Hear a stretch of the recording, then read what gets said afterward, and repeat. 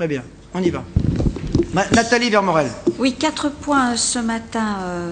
D'abord pour dire que sur les dossiers qu'on va présenter, ceux qui ont particulièrement... vous en avez cité plusieurs, mais revenir sur ceux qui concernent la jeunesse. Parce qu'on a quand même plusieurs dossiers très intéressants avec le parcours santé-contraception, le diagnostic sur l'état de la santé des jeunes qui montre qu'on a toujours cette volonté d'avancer sur les questions de la jeunesse. Et également la Convention pour l'égalité entre filles et garçons qui concerne plein de domaines, entre autres l'emploi et la santé. Et je pense que c'est très très important que notre Assemblée pose des principes et des actes pour réaffirmer que l'égalité des droits, certes entre les hommes et les femmes, mais aussi entre tous ceux qui vivent sur notre territoire, c'est pas un supplément d'âme, c'est véritablement un élément fondamental du pacte républicain. Donc je me félicite de voir moi tous ces rapports aujourd'hui. Un élément aussi sur l'apprentissage. On s'est dit beaucoup de choses là, je ne vais pas revenir.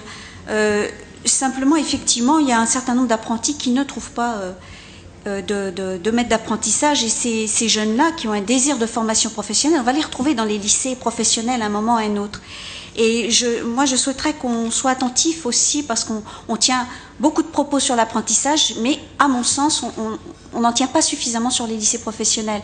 On ne met pas assez en valeur l'excellence de la formation dans les lycées professionnels. Et je souhaiterais, moi, qu'on y soit plus attentif, à la fois pour les valoriser les jeunes et l'enseignement qu'ils reçoivent, et trouver des événements qui les valorisent, puis aussi quand même faire en sorte que cette taxe d'apprentissage, ils leur en reviennent suffisamment pour assumer ce qu'ils ont à assumer, parce qu'on voit petit à petit l'inquiétude des lycées professionnels sur l'amenuisement de la taxe.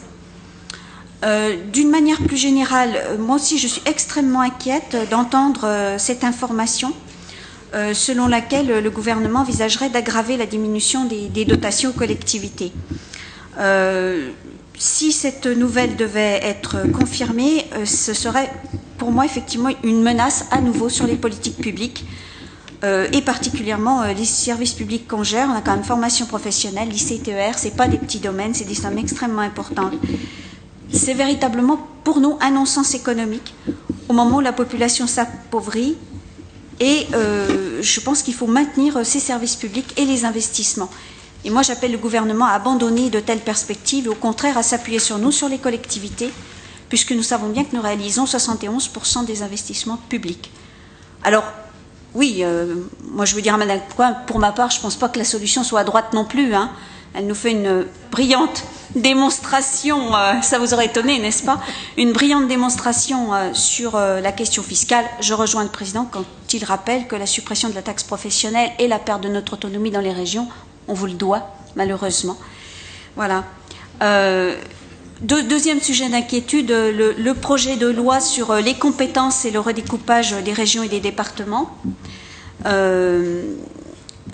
Moi, je trouve que la question de ces fusions ou disparitions se fait sous l'angle d'une obsession de la réduction de la dépense publique et sous celui de la concentration des pouvoirs. Et on oublie la réponse aux besoins des populations, l'égalité entre les territoires et la proximité qui me semblent être les 3 éléments qui peuvent être vraiment impactés par cette loi. On est d'accord pour dire que les régions peuvent être au cœur d'un développement équilibré du territoire, de son aménagement. On voit les schémas qu'on passe, les politiques publiques sur les lycées, la culture, la forme pro, mais aussi il y a de l'innovation sociale dans nos régions et il y a des pratiques démocratiques. Là, elles sont, à mon avis, à approfondir. Mais je ne vois pas que ces lois successives soient des lois de décentralisation. Moi, je trouve qu'au contraire, en organisant la pénurie financière, de fait, nos pouvoirs vont devenir limités, nos pouvoirs d'agir vont devenir limités. Et à l'image des métropoles, c'est une conception, je crois, centralisatrice des collectivités que l'on voit émerger. Je crois que l'État doit nous donner des moyens financiers pour garantir l'égalité républicaine. La réduction des dépenses publiques, oui, c'est un sujet de désaccord. Pour nous, c'est un choix politique mortifère. Oui, il faut scolter le système financier. Oui, il faut scolter les multinationales qui veulent faire la loi chez nous. Alors, c'est plus facile à dire au Bourget qu'à vouloir le faire à l'Élysée. Certes, il faut un peu de courage politique.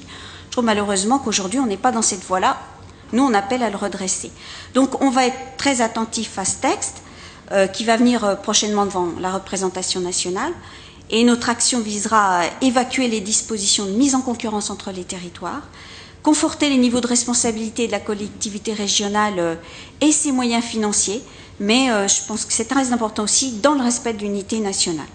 Voilà, je crois que ce n'est pas les strates qui font la crise, c'est de faire entrer les collectivités dans la sphère de la marchandisation qui est dangereux pour nous. Merci. Merci Nathalie. La parole est à Madame Chantal Doucard.